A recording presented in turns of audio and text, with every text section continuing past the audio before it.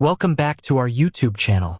Today, we're delving into the summary of the thought-provoking book, Leaders Eat Last by Simon Sinek. Leaders Eat Last by Simon Sinek is a compelling book that delves into the importance of true leadership in today's world. In this video, we will uncover the key insights from this book that can help transform the way we lead and inspire others. So, let's dive into the summary of this incredible book. But before we dive into the content, I kindly request a moment of your time to appreciate this video by liking it, subscribing to the channel, and ringing that notification bell. Your support means a lot to me. Thank you so much. Have you ever wondered what separates good leaders from great leaders? Simon Sinek explores this question by emphasizing the critical role of leaders in creating a safe and supportive environment for their teams. The title Leaders Eat Last is derived from a practice in some indigenous cultures where the leaders of the tribe would eat last, ensuring that everyone is taken care of before themselves. Leaders Eat Last by Simon Sinek is a thought-provoking book on how great leaders create a circle of safety in the workplace, inspiring trust, cooperation, and peak performance. He explains how a leader putting the needs of the team first can create a culture of success. Simon Sinek is a British author who focuses on questions about leadership. In addition to Leaders Eat Last, he has also authored the best-selling book Start With Why. Leaders Eat Last explores the influence that neurochemicals have on the way people feel and consequently act, and examines the discrepancies between how our bodies were designed to function and how they function today. Ultimately, we need true leaders to direct us back on the right path. Leaders Eat Last explores the importance of leadership and its impact on organizational culture. Here's why this book is worth reading. It offers a fresh perspective on leadership, emphasizing the role of leaders in creating a safe and trusting environment for their teams. Based on scientific research and real-life examples, it provides actionable insights into building strong teams and fostering loyalty. The book's engaging storytelling keeps readers hooked, ensuring that the topic of leadership remains anything but boring. Here is a sentence showcasing the greatness of a quote of this book. Trust is not formed through a screen, it is formed across a table. Simon Sinek. Those are the individuals who truly deserve to immerse themselves in this extraordinary book. Any leader, CEO, or manager of a business or organization. Anyone interested in how biological evolution affects our behavior today. Anyone interested in leadership techniques. Sinek emphasizes the importance of building a culture of trust and safety within organizations. When employees feel safe, they are more likely to take risks, be innovative, and collaborate effectively. By prioritizing the well-being of their team members, leaders can foster a sense of belonging and loyalty that leads to higher levels of productivity and engagement. One of the key insights from Leaders Eat Last is the concept of the circle of safety. This idea suggests that leaders should create an environment where team members feel supported and valued, much like a circle of protection that shields them from external threats. When individuals feel safe within their team, they are more willing to work together towards common goals and overcome obstacles. Another important theme in the book is the idea of servant leadership. Sinek argues that true leaders prioritize the well-being of their team members above their own interests. By serving others and inspiring trust, leaders can cultivate a sense of purpose and direction that motivates their team to achieve greatness. Leaders Eat Last also highlights the importance of leading with empathy and compassion. Effective leaders understand the unique needs and perspectives of their team members and demonstrate genuine care and concern for their well-being. By fostering a culture of empathy, leaders can create strong bonds with their team and inspire them to reach their full potential. Transparency and communication are key components of successful leadership, according to Simon Sinek. Leaders who are open and honest with their team members build trust and credibility, enabling smoother decision-making processes and fostering a culture of accountability and integrity. Now, let's dive deeper into some practical strategies and actionable takeaways from Leaders Eat Last that you can implement in your own leadership journey. One key takeaway from the book is the importance of creating a sense of purpose within your team. Leaders who align their team's goals with a larger mission or cause create a sense of fulfillment and inspiration among team members. By connecting the work they do to a higher purpose, individuals are more motivated to give their best and collaborate towards a shared vision. Another vital aspect of effective leadership highlighted in Leaders Eat Last is the value of mentorship and coaching. Great leaders invest time and effort into developing their team members, providing guidance, feedback, and support to help them grow both personally and professionally. By serving as a mentor, leaders can empower their team members to reach their full potential and become future leaders themselves. Diversity and inclusion are also critical components of successful leadership. Simon Sinek emphasizes the importance of embracing diverse perspectives and creating an inclusive environment where all team members feel valued and respected. By fostering a culture of diversity and inclusion, leaders can leverage the unique strengths and talents of each individual, leading to greater innovation and creativity within the team. Leading by example is a powerful leadership principle discussed in Leaders Eat Last. Leaders who embody the values they espouse and demonstrate integrity and authenticity inspire trust and credibility among their team members. By consistently modeling the behavior they wish to see in others, leaders set a positive example and earn the respect and loyalty of their team. Collaboration and teamwork are essential for success in any organization. By fostering a collaborative culture where team members work together towards common goals, leaders can drive innovation, creativity, and productivity. Leaders who encourage open communication, actively listen to their team members, and value diverse opinions create a culture where collaboration thrives and everyone has a voice. Lastly, Leaders Eat Last highlights the importance of promoting work-life balance and well-being among team members. Leaders who prioritize the mental and physical health of their team members create a supportive and sustainable work environment. By encouraging a healthy work-life balance, leaders can prevent burnout, boost morale, and improve overall job satisfaction within the team. Here are some valuable insights extracted from this captivating book. I believe you will find them highly beneficial. Feel encouraged to explore its wisdom further and let it spark new perspectives and ideas on your journey. 1. Our need for hierarchy and leadership is rooted in our biology. Have you ever wondered how societies were divided into leaders and followers? The answer is actually quite simple: biology. It all comes down to hormones, which evolved over eons to help us survive by controlling our emotions and moderating our behavior, and which affect us just as much today as they did tens of thousands of years ago. The hormone dopamine rewards us with happy excitement whenever we complete a task, such as finding something we've been searching for or reaching our weight loss goals. In addition, serotonin and oxytocin affect our social lives by helping us form relationships with other people. And then there are endorphins, which disguise exhaustion and pain as physical pleasure. Endorphins are the reason why we leave the gym aglow after a hard day of training and just can't wait to go back for more. 10,000 years ago, endorphins would have helped the village's hunters continue the hunt and bring back meat to their hungry families despite their physical exhaustion. Today, they inspire professional athletes, such as runners, to achieve their peak performance. In addition to helping us survive, hormone-driven behavior is also responsible for creating the basic template for social hierarchy. In hunter-gatherer societies, for example, a rush of endorphins allowed hunters to push for miles and miles in order to secure meat for the community, which in turn earned them the privileges of higher status. Weaker individuals, who for one reason or another couldn't participate in the hunt, had to accept less prestigious roles, such as gathering fruits. This distinction between the strong and the weak was the first step on the path towards social hierarchy. Yet, while certainly being responsible for these class distinctions, hormones also add cohesion to these hierarchical structures by giving the weaker individuals a serotonin or oxytocin-based warm feeling towards one another as well as the leader, rather than destructive stings of jealousy. 2. A feeling of safety is our main engine of progress and must be ensured by the group and its leader. When it comes to survival, living in a group offers many perks, the most important of which being that we don't have to face threats alone. This provides us with a feeling of safety that allows us to concentrate on making progress rather than avoiding threats. In prehistoric times, we found danger around every corner. We had to protect ourselves from predators, other people, and diseases, while simultaneously trying to secure food and shelter.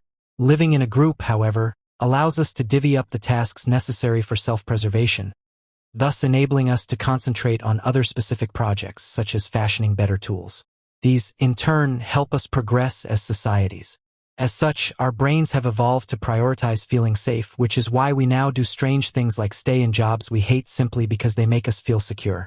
But safety doesn't just come out of nowhere. It is a group's leaders who draw a circle of safety around their community members. This circle of safety describes a group of people who share common values and beliefs and strive to protect one another from threats. Within this circle, members can trust each other and thus pool their resources in order to progress. But it is the leader who determines just how far the circle extends. For example, Bob Chapman altered the course of management history at Hazen Sandiacre by radically expanding the circle of safety, allowing all employees free access to company goods and services. Working in a safe and trusting environment created a bond between the company's employees, who even began helping each other even in times of personal crisis. Some even transferred their own paid vacation days to those in need. Given that living in a group makes us feel safe today just as it did when we lived in caves, we also need a leader who can help us pool our resources and achieve progress. 3. Today, the leader decides a company's culture and values, and thus their employees' mentality. When we imagine a CEO, we often picture someone who seals the deals and sends profits through the roof. However, successfully running a company has as much to do with creating the culture as it does with managing finances. This is because a company is more than merely the sum of its buildings, investors, and workforce. It also embodies a culture that dictates how employees approach various problems, treat customers, and prioritize values. And because leaders, such as CEOs, determine how the company is run, they also craft its culture. We can learn a bit about how this works by looking at the history of Goldman Sachs. Between 1970 and 1990, the company operated under the motto long-term greedy, showing a willingness to stand by clients even if that meant short-term financial losses. Since the 1990s, however, CEO Lloyd C. Blankfein and company president Gary D. Cohn shifted the company's focus to short-term profits, even when they come at the client's expense. Company culture doesn't just affect leadership.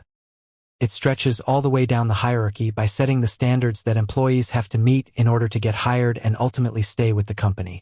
One extraordinary example of how company culture influences staff can be found in the bravery of the employees at the Taj Mahal Palace Hotel, which insists that the guests' interests come before those of the company's. In 2008, the hotel was attacked by terrorists, and a number of the employees who had fled actually returned to help the guests, some even forming human shields to protect fleeing hotel visitors. Of all the people who were lost that day, half were hotel staff. Now that we've learned about how leadership looks, the following blinks will deal with the drastic effects of bad leadership. For our responsibility comes from our proximity to and empathy for others, without which we can cause great harm. Being in a leadership role doesn't necessarily mean you're a force of good. When the bond between the leaders and the team is somehow severed, the consequences can be horrific. In essence, this is because responsibility is actually about caring for other people. When we're removed from the people for whom we are responsible, we're less cautious about the damage we cause. Our feeling of responsibility comes from our empathy, the ability to put ourselves in someone else's shoes. Without empathy, we risk becoming emotionally removed from decisions that affect others. And if we add physical distance to the mix, it leads to abstraction, where the consequences of our actions seem less real than they otherwise would. We see evidence of abstraction in the Milgram experiment, in which one group of volunteers called teachers were told to push buttons that would inflict electric shocks of increasing intensity, from a mild sting to a potentially lethal jolt, on other participants called learners. Unbeknownst to the teachers, the learners were all actors who weren't actually being shocked. While many participants expressed great discomfort at inflicting apparent harm onto the learners, Milgram found that the less proximity a teacher had to a learner, the more likely they were to continue the experiment. In fact, more than half the participants of one particular group, who could neither see nor hear the writhing and screams of agony from the learners, eventually administered what would have been deadly voltage. When abstraction occurs, we begin to prioritize our interests over other people's, which can lead us to actively make decisions at others' expense. Consider the maiden voyage of the Titanic, for example. To the management, the passengers' lives were mere abstractions, which is why they decided to cut the cost of additional lifeboats. Although additional lifeboats wouldn't have prevented the Titanic from sinking, this kind of callous decision-making contributed to many unnecessary deaths. 5. Bad leadership has contributed to modern-day selfishness and the dehumanization of others. As we've already seen, being part of a group offers us a feeling of safety and opportunity for progress. Conversely, feeling alone and threatened makes us selfish and causes us to dehumanize others. We see this easily when we examine the baby boomers, or the generation born after World War II. Having grown up spoiled by a thriving economy and outnumbering their parents' generation, they became more selfish than their parents. In addition, the natural instinct for the younger generation to oppose the values of the previous one made the baby boomers more self-centered and critical of authority than their parents, who had survived the war by pulling together. This preference for self-centered behavior over solidarity can be seen in how the baby boomers welcomed President Ronald Reagan's handling of the air traffic controllers' strike in 1981. Reagan fired 11,000 striking workers, siding with companies who opposed the air traffic controllers' demands for better payment and prioritized profits over the workers' well-being. And once we prioritize the pursuit of profits over all else, it can lead to the dehumanization of others. This is due, in part, to the technology that makes global business possible. Because businesses operate on such an enormous scale, it's easier to think of people as abstractions, such as consumers, shareholders, or expenses. We're therefore more likely to dehumanize others, i.e., to see them as tools that fulfill a specific purpose, than we are to treat them as living, breathing people with their own wants and needs. Think, for example, of the 2009 salmonella outbreak that took the lives of 9 people and contaminated hundreds more. How did this outbreak occur? The Peanut Corporation of America delivered contaminated peanuts to more than 300 companies, thus allowing the disease to spread. The truly horrifying part is that this was no accident. The PCA management knowingly shipped contaminated peanuts just so it could maintain its cash flow. 6. Modern society has become addicted to better and faster performance. What do you think of when you hear the word addiction? Probably things like alcohol or drugs. It may surprise you, but you can also be addicted to performance. This addiction is intimately tied to our biology. Whereas the release of dopamine was once linked directly to our survival, nowadays it's tied to our job performance, rewarding us when we achieve better and faster performance. Many companies looking to increase their production welcome this, all too easily forgetting the stability provided by long-term goals. Consider the company America Online. The part of their staff responsible for customer acquisition came up with offers for free hours as a way to entice new customers. These employees were encouraged to focus on that singular area of performance, i.e., get as many people signed up as possible, and they eventually started making offers of 1,000 free hours per month. Although they were doing what they were told, they ended up costing the company a lot of money by not taking long-term consequences into account. In addition, the fact that we're surrounded by all this amazing technology has shifted our attention from long-lasting value to getting a quick buzz. Taking a look at any internet-based human rights campaign can show us why. When we like some human rights campaign or anything, really on Facebook, it triggers a dopamine response that gives us a rush of happiness for having completed a task. In order to prevent ourselves from becoming addicted to these little bursts of dopamine, we need to balance them out with a serotonin and oxytocin-driven sacrifice, i.e., actually going somewhere to volunteer or building relationships with real people. The problem is that technology makes it easier and easier to just click like, and actual volunteer work stays just as hard as it always was. As a result, we become addicted to the quick fix. So now we know what defines bad leadership. These final blinks will not only discuss what it takes to be a leader, but to be a leader worth following. 7. Integrity and the ability to bond with others are essential for leadership. What do you think of when you imagine a good leader? You probably think about their specific skills and expertise that help them excel at what they do. In actuality, it all comes down to integrity and the ability to bond with others. We need to be able to trust our leaders, which means they must have integrity. We all know that leaders are only human, and we therefore don't expect them to be perfect. What we do expect, however, is that they're honest and forthcoming about their mistakes and take responsibility for them. The feeling of safety that is so vital to the group is built slowly over time upon a foundation of honesty and trust. A leader thus has an opportunity to set an example to others with her integrity. For example, in 2009, the Ralph Lauren Corporation learned that its Argentine branch had been involved in bribery. Rather than staging an elaborate cover-up, the leaders of the company instead informed the American authorities and even offered to aid them in the investigation. Although this course of action meant that the company had to pay over $1 million in penalties, it was able to keep its integrity, and thus the trust of their customers and employees. Furthermore, once leaders have earned the trust of their group, they must keep that trust by bonding with others. Whether with their employees, customers, colleagues, or rivals, it's important for a leader to maintain real connections in order to stay honest and focus on the needs of others. We can see how a lack of bonding can affect leadership by looking at the U.S. Congress. Until the 1990s, most congressmen and women lived in Washington and thus communicated daily, which resulted in laws built upon close cooperation. Today, however, most members of Congress live elsewhere and fly to Washington for a few days a week. The result? Some of the lowest approval ratings in congressional history. Being a leader means putting others ahead of yourself in order to fulfill a vision. When you head to the voting booth to vote for your country's next leader, what are some of the things you consider? What sort of personal qualities do you look for? What makes them a leader and not a regular person? Essentially, a leader forges a vision for the future that the entire group feels inspired to fulfill.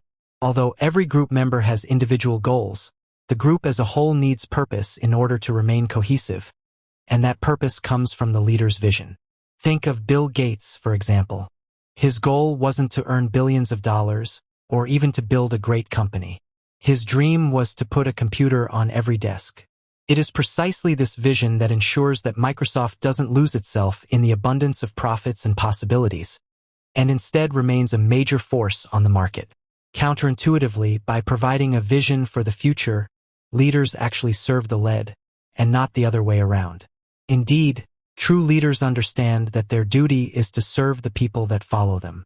Although leaders do enjoy certain privileges, these come at the cost of an enormous responsibility to the people they lead. In times of crisis, a true leader will use all his personal resources for the good of the community.